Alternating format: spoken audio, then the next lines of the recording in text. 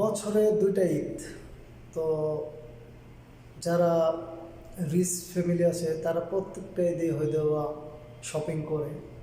যারা মধ্যবিত্ত আছে তারা হয়তো বা দুইটা ঈদে একটা ঈদে শপিং করে। আর যারা গরিব আছে তারা হয়তো একটা ঈদে শপিং করে, নয়তো তারা শপিং করতেই পারে না। এটাই মানুষের জীবন, ধারাবাহিকভাবে চলবে।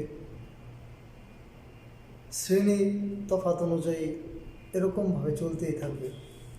তো হ্যালো ভিউয়ার্স, আসসালামু আলাইকুম। আমি দীপু, আপনাদের ছোট ভাই বড় ভাই হিসেবে আমাকে দেখবেন। তো আমি প্রবাসের মাটিতে আছি দীর্ঘ 1 বছর যাবৎ।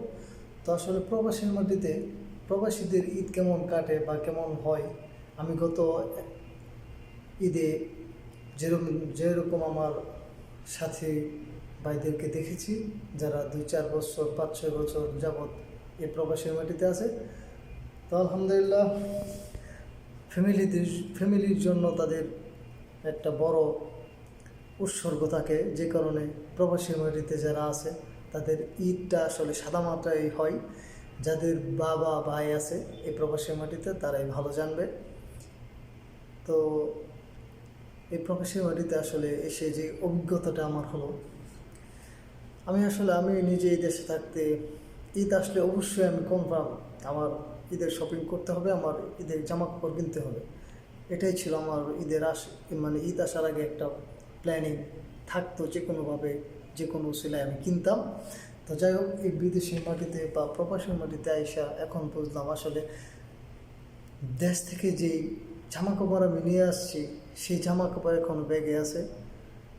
ঠিক আছে, তো আমি কিভাবে জামা কাপড় কিনবো এই ঈদে, বা ওই ফ্যামিলিতে দেখা গেছে টাকা পাঠায় তখন আর নিজের ইচ্ছা এখন আর জাগে না। তো আসলে বাস্তবতা এটাই, যারা প্রবাসী ভাই আছে তারা আসলে এরকমভাবে সাদামাটাভাবে ঈদ উদযাপন করবে।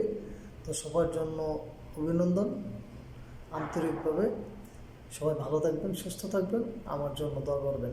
আল্লাহ হাফেজ।